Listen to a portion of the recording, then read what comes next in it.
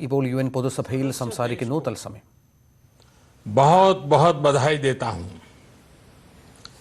भारत को इस बात का बहुत गर्व है कि वो संयुक्त राष्ट्र के संस्थापक देशों में से एक है. आज के इस ऐतिहासिक अवसर पर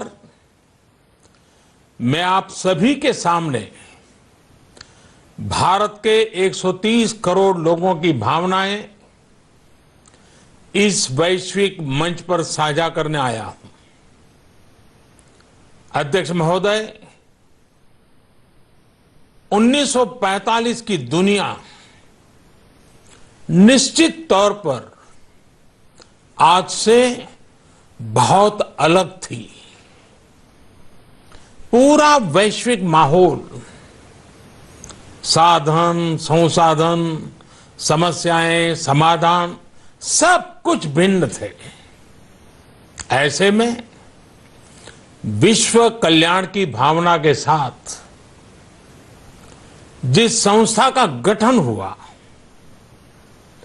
जिस स्वरूप में गठन हुआ, वो भी उस समय के हिसाब से ही था. आज हम एक बिल्कुल अलग दौर में हैं. 21वीं सदी में हमारे वर्तमान की, हमारे भविष्य की आवश्यकताएं और चुनौतियां अब कुछ और है. इसलिए आज पूरे विश्व समुदाय के सामने एक बहुत बड़ा सवाल है कि जिस संस्था का गठन तब की परिस्थितियों में हुआ था, उसका स्वरूप क्या आज भी प्रासंगिक है?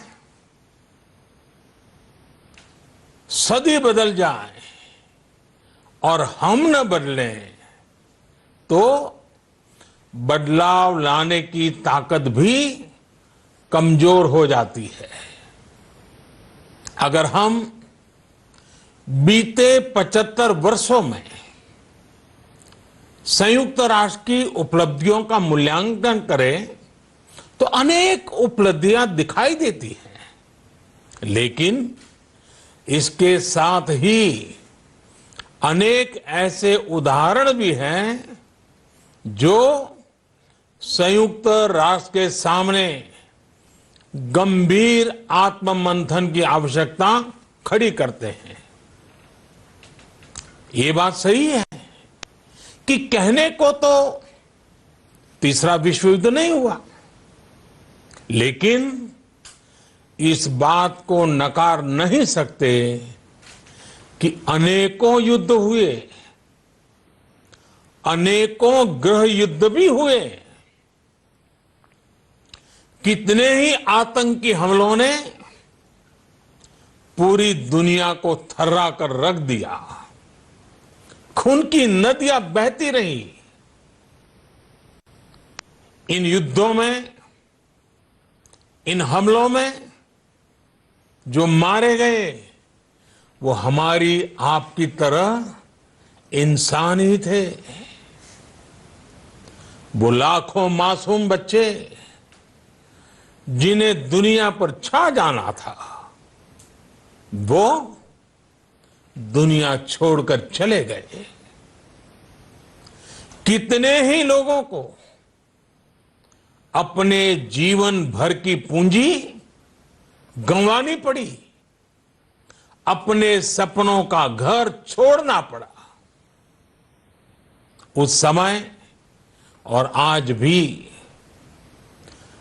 संयुक्त राष्ट्र के प्रयास क्या पर्याप्त थे? पिछले 8-9 महीने से पूरा विश्व कोरोना वैश्विक महामारी से संघर्ष कर रहा है. इस वैश्विक महामारी से निपटने के प्रयासों में संयुक्त राष्ट्र कहां है? एक प्रभावशाली रिस्पांस कहां है? अध्यक्ष महोदय, संयुक्त राष्ट्र की प्रतिक्रियाओं में बदलाव, व्यवस्थाओं में बदलाव, स्वरूप में बदलाव आज समय की मांग है। संयुक्त राष्ट्र का भारत में जो सम्मान है, भारत के 130 करोड़ से ज्यादा लोगों का इस वैश्विक संस्था पर जो अटूट विश्वास है, वो आपको बहुत कम देशों में मिलेगा। लेकिन ये भी उतनी ही बड़ी सच्चाई है कि भारत के लोग संयुक्त राष्ट्र के रिफॉर्म को लेकर जो प्रोसेस चल रहा है, उसके पूरा होने का बहुत लंबे समय से इंतजार कर रहे हैं। आज भारत के लोग चिंतित हैं कि क्या ये प्रोसेस कभी एक लॉजिकल एंड तक पहुंच पाएगा? आखिर कब तक भारत को संयुक्त राष्ट्र के डिसीजन मेकिंग स्ट्रक्चर से अलग रखा जाएगा?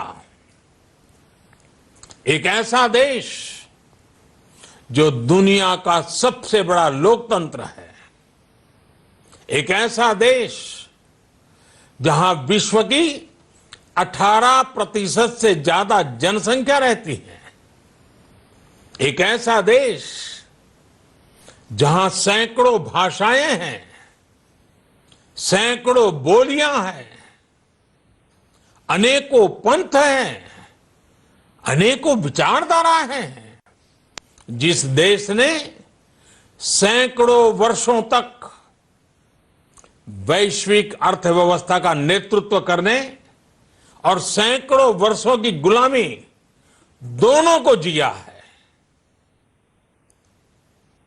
अध्यक्ष महोदय, जब हम मजबूत थे तो दुनिया को कभी सताया नहीं। जब हम मजबूर थे तो दुनिया पर कभी बोझ नहीं बने। अध्यक्ष महोदय, जिस देश में हो रहे परिवर्तनों का प्रभाव दुनिया के बहुत बड़े हिस्से पर पड़ता है, उस देश को आखिर कब तक इंतजार करना पड़ेगा? अध्यक्ष महोदय, संयुक्त राष्ट्र जिन आदर्शों के साथ स्थापित हुआ था और भारत की मूल दार्शनिक सोच बहुत मिलती जुलती है, अलग नहीं है। संयुक्त राष्ट्र के इसी हॉल में ये शब्द अनेकों बार गूंजा है, वसुधैव कुटुंबकम। हम पूरे विश्व को एक परिवार मानते हैं। यह हमारी संस्कृति, संस्कार और सोच का हिस्सा है। संयुक्त राष्ट्र में भी भारत ने हमेशा विश्व कल्याण को ही प्राथमिकता दी है। भारत वो देश है जिसने शांति की स्थापना के लिए लगभग 50 पीस कीपिंग मिशंस में अपने जांबाज सैनिक भेजे। भारत वो देश है जिसने शांति की स्थापना में सबसे ज्यादा अपने वीर सैनिकों को खोया है। आज प्रत्येक भारतवासी संयुक्त राष्ट्र में अपने योगदान को देखते हुए संयुक्त राष्ट्र में अपनी व्यापक भूमिका भी देख रहा है। अध्यक्ष महोदय, 2 अक्टूबर को international day of non violence और 21 जून को इंटरनेशनल डे ऑफ योगा, इनकी पहल भारत ने ही की थी। Coalition for disaster resilient infrastructure और इंटरनेशनल सोलर अलायंस, ये भारत के ही प्रयास है। भारत ने हमेशा पूरी मानव जाति के हित के बारे में सोचा है, न कि अपने निहित स्वार्थों के बारे में। भारत की नीतियां हमेशा से इसी दर्शन से प्रेरित रही है। भारत की नेबरहुड फर्स्ट पॉलिसी से लेकर एक्ट ईस्ट पॉलिसी तक, security and growth for all in the region, इसकी सोच, या फिर इंडो पैसिफिक क्षेत्र के प्रति हमारे विचार, सभी में इस दर्शन की झलक दिखाई देती है। भारत की पार्टनरशिप का मार्गदर्शन भी यही सिद्धांत तय करता है। भारत जब किसी से दोस्ती का हाथ बढ़ाता है तो वो किसी तीसरे के खिलाफ नहीं होती। भारत जब विकास की साझेदारी मजबूत करता है तो उसके पीछे किसी साथी देश को मजबूर करने की सोच नहीं होती। हम अपनी विकास यात्रा से मिले अनुभव साझा करने में कभी पीछे नहीं रहते। अध्यक्ष महोदय, पैंडेमिक के इस मुश्किल समय में भी भारत की फार्मा इंडस्ट्री ने 150 से अधिक देशों को जरूरी दवाइयां भेजी हैं। विश्व के सबसे बड़े वैक्सीन उत्पादक देश के तौर पर आज मैं वैश्विक समुदाय को एक और आश्वासन देना चाहता हूं। भारत की वैक्सीन प्रोडक्शन और वैक्सीन डिलीवरी क्षमता पूरी मानवता को इस संकट से बाहर निकालने के लिए काम आएगी। हम भारत में और अपने पड़ोस में फेज 3 क्लिनिकल ट्रायल्स की तरफ बढ़ रहे हैं। वैक्सीन की डिलीवरी के लिए कोल्ड चेन और स्टोरेज जैसी क्षमता बढ़ाने में भी भारत सभी की मदद करेगा। अध्यक्ष महोदय, अगले वर्ष जनवरी से भारत सुरक्षा परिषद के अस्थायी सदस्य के तौर पर भी अपना दायित्व निभाएगा। दुनिया के अनेक देशों ने भारत पर जो विश्वास जताया है, मैं उसके लिए सभी साथी देशों का आभार प्रकट करता हूं। विश्व के सबसे बड़े लोकतंत्र होने की प्रतिष्ठा और इसके अनुभव को हम विश्व हित के लिए उपयोग करेंगे। हमारा मार्ग जन कल्याण से जग कल्याण का है। भारत की आवाज हमेशा शांति, सुरक्षा और समृद्धि के लिए उठेगी। भारत की आवाज मानवता, मानव जाति और मानवीय मूल्यों के दुश्मन आतंकवाद, अवैध हथियारों की तस्करी, ड्रग्स, मनी लॉन्ड्रिंग के खिलाफ उठेगी। भारत की सांस्कृतिक धरोहर, संस्कार, हजारों वर्षों के अनुभव हमेशा विकासशील देशों को ताकत देंगे। भारत के अनुभव, भारत की उतार चढ़ाव से भरी विकास यात्रा विश्व कल्याण के मार्ग को मजबूत करेगी। अध्यक्ष महोदय, बीते कुछ वर्षों में रिफॉर्म, परफॉर्म, ट्रांसफॉर्म इस मंत्र के साथ भारत ने करोड़ों भारतीयों के जीवन में बड़े बदलाव लाने का काम किया है। यह अनुभव विश्व के बहुत से देशों के लिए उतने ही उपयोगी हैं जितने हमारे लिए। सिर्फ 4-5 साल में 400 मिलियन से ज्यादा लोगों को बैंकिंग सिस्टम से जोड़ना आसान नहीं था, लेकिन भारत ने ये करके दिखाया। सिर्फ 4-5 साल में 600 मिलियन लोगों को ओपन डेफिकेशन से मुक्त करना आसान नहीं था, लेकिन भारत ने ये करके दिखाया। सिर्फ 2-3 साल में 500 मिलियन से ज्यादा लोगों को मुफ्त इलाज की सुविधा से जोड़ना आसान नहीं था, लेकिन भारत ने ये करके दिखाया।